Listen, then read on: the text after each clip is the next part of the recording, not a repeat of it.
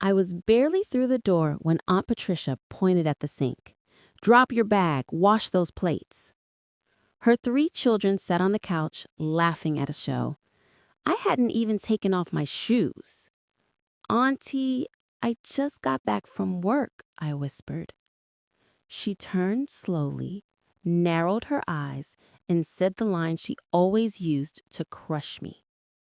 "Your mother left you with nothing, Mara, so work for your keep." And, like always, I did. But that night, as I washed the plates, I heard her daughter Jasmine say, "Mom, why do we keep her? She's not even family." Patricia replied, "Because she owes me, and she will never know the truth." My heart froze. The truth? What truth? The next morning, I grabbed Patricia's phone by mistake. Our phones had the same case. A message notification popped up. Property of late Mrs. Amara Lee, urgent. My mother's name. My hands shook. Before I could read it fully, Patricia snatched the phone from me so fast it nearly fell. Her face went pale. "Don't ever touch my phone again. Do you understand?" She rushed into her room and locked the door. But I'd seen enough. Property? My mother? Why was a law firm emailing Patricia, not me? That night, Patricia stood outside, whispering on a call. I pressed my ear to the window. "She saw the email," Patricia whispered. "No, I deleted it. I'll handle her. She won't find out." My breath caught in my chest.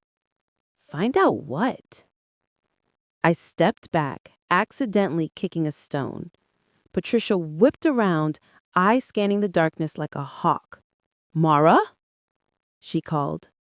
I stayed still. That night, I didn't sleep. The next day at work, I tried logging into my mother's old email. Password guesses, more guesses. Then one worked. Her inbox opened, dusty, unread, old memories. But then, a fresh email from the same law firm Patricia had received a message from. Subject: Your property release date has been overdue for 14 years. My skin prickled. I opened it. Inside: We've been trying to reach your guardian, Mrs. Patricia Lawson, regarding the estate and assets your mother left in your name. Estate? Assets? My name? My heart pounded so loud I could hear it. Patricia had been contacted for years. She'd never said a word. I rushed home immediately. Patricia was in the kitchen laughing over a glass of wine like nothing was wrong. "Auntie, I just got back from work," I said, voice shaking. "Did my mother leave something behind for me?" Her smile vanished. "What are you talking about?" "I saw the message." Her wineglass hit the counter so hard, it cracked. "You listen to me," she hissed. "Whatever your mother had is gone, dead like her." Something inside me snapped. I grabbed my small bag, walked out of the house, and didn't turn back. Patricia screamed after me, "If you leave, don't ever come back." I didn't stop, because deep inside, I knew this was only the beginning. I arrived at the law firm sweaty, scared, and unsure of what I was about to walk into. The receptionist looked up. "Good morning. Name?" "Mara Lee." Her eyes widened slightly. "One moment, please." She disappeared into an office. Seconds later, a tall man in a navy suit came out. He looked at me like he had known me all my life. "You look just like her," he whispered. "Like who?" I asked. "Your mother, Amara Lee. Come in. We've been waiting for you." My stomach flipped. Waiting? For me? We sat in his office. He opened a brown file, thick, old, heavy with secrets. "This," he said, "is your mother's estate file." I swallowed hard. "She left behind a property, a very valuable one. You were supposed to receive it on your 18th birthday." I blinked. "I'm 23. "Exactly," he sighed. "We've been emailing your guardian for years. Mrs. Patricia Lawson always replied that you were unavailable or not ready." My jaw clenched. Patricia had been blocking everything. "What property is it?" I asked. The man smiled softly. "A mansion, Mara. Your mother's home. Fully paid for and legally yours."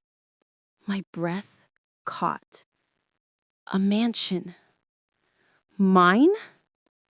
Before he could continue, the office door burst open so violently the frame shook. Patricia. Her eyes were wild, hair messy like she had rushed out of the house. "Mara! Get up! We are leaving!" she shouted. I froze. How did you know I was here?" I whispered. She pointed at me angrily. "I told you not to go snooping." The lawyer stood. "Madam, this meeting is with Mara. You have no legal—" "Shut up!" Patricia barked. Security rushed in, but the lawyer raised his hand for them to stop. Patricia grabbed my arm so hard it burned. "We are leaving now, Mara." But for the first time in my life, I didn't move. I looked her dead in the eyes and whispered, "You lied to me." Her entire body stiffened. "Mara, you don't understand." "No," I said, "you don't understand. I know about the property." Her face drained of color. She staggered back like I had stabbed her.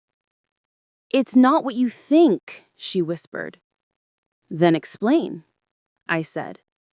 She opened her mouth, closed it, opened it again, and suddenly she bolted out of the office, ran. Actually ran. The lawyer sighed deeply. "This confirms everything." I stared at the door she escaped through. Patricia wasn't just hiding something. She was terrified of what I might find. "Do you want to see the property?" the lawyer asked. I nodded. We drove silently for nearly an hour. Out of the city, past expensive neighborhoods. Then we turned into a private road lined with tall trees and golden lights. My heart beat faster. At the end of the road stood a massive wrought iron gate. It opened automatically. And then I saw it. A mansion. White, tall, beautiful, like something out of a movie. "This mother built this," the lawyer said softly.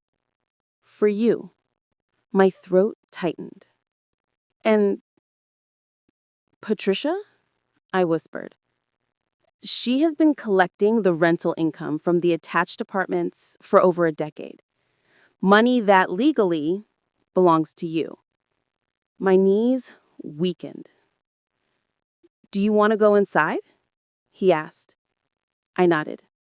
As we walked toward the entrance, a man opened the door. When he saw me, he froze. His eyes widened. Then he whispered, "Miss Mara, you've finally come home." I held the key in my shaking hand. The lawyer said nothing, just watched.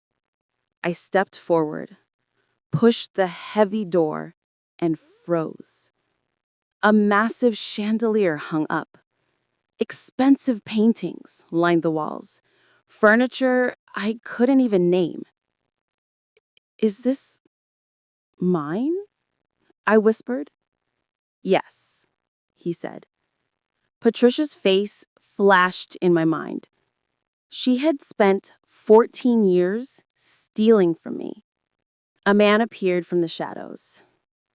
Miss Mara, he said, eyes wide. Yes, I said, cautiously. You're finally here. She's been expecting you. Who? Your aunt, Patricia. She's scared you found out.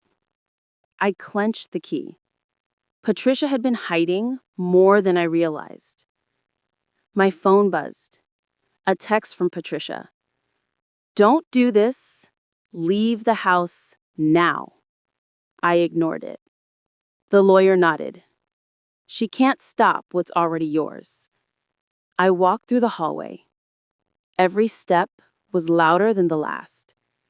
Somewhere, Patricia was trembling. In the study, I found an envelope with my mother's handwriting.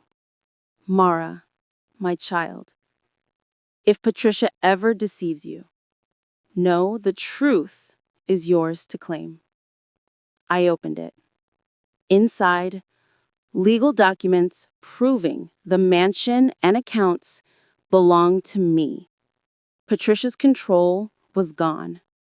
I smiled. Power was mine now. Patricia arrived at the mansion minutes later, face pale. She shouted, "Give it back!" I held the documents high. "No," I said firmly. "You stole my life, my inheritance. Now you will answer." Her children peeked behind her, unsure what to do. I realized something. Revenge was about to begin, and I had all the cards. Patricia's hands trembled as she whispered to her kids, "Find a way to make her sign the papers. She cannot take everything." I overheard her from the doorway. Her panic was delicious. I smiled quietly. She had underestimated me. The lawyer pulled me aside. "She may try to manipulate you. Stay calm, follow the law." I nodded, though my mind was racing. Patricia had spent 14 years stealing from me. Now the tables had turned. It was my move. I logged into my mother's hidden bank accounts. Millions. Every penny Patricia had been secretly collecting was now visible. So this is why she wanted me out of the way, I muttered. I printed the statements, evidence, power, revenge. I felt unstoppable. Patricia begged, tears running down her cheeks. "Mara, don't do this. Let's settle, please." I set the legal documents on the table. "You lied to me. You stole from me. You humiliated me. Now everything ends."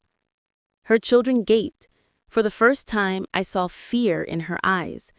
The little empress of my misery was trembling. The signatures were verified. The accounts frozen in my name. The mansion mine. Patricia collapsed into a chair. What will you do now?" she whispered. I smiled coldly. "I will live my life. You will never control me again. And everyone who laughed at me will see I am not the girl you thought I was." Patricia barged into the mansion one last time. "Mara, you can't do this. I'll go to court." I stopped her with a calm smile. "All courts know the truth now. Your lies are over." Her children hid behind her. She realized, finally, that her control was gone forever. I called a family meeting. Neighbors, relatives, and friends gathered. I held the evidence high, the documents, the bank statements, the letters. For 14 years, I was treated like a nobody. Today, everyone sees the truth. Gasps filled the room. Patricia had no words. Everyone now knew she had been deceiving them. Patricia fell to her knees. "Mara, please, I can explain." I shook my head. "No more excuses, no more lies. You lost the right to my life a long time ago." Her children watched silently. The power balance had shifted completely. I was no longer the girl she mocked. I was in control. I walked through the mansion, every step echoing my victory. Rooms once forbidden were now mine to explore. Accounts, properties, and memories, everything restored. I sat at my mother's old desk and whispered, "Thank you for leaving me this. I will not waste it." Outside, Patricia's shadow faded. She was gone from my life, permanently. Weeks later, I shared the story publicly. An anonymous interview, screenshots, and photos of the mansion. Views skyrocketed. Comments flooded in. She got what she deserved. Justice served. I smiled. I didn't just reclaim wealth, I reclaimed my identity, my life, my dignity. And for the first time, I truly felt free.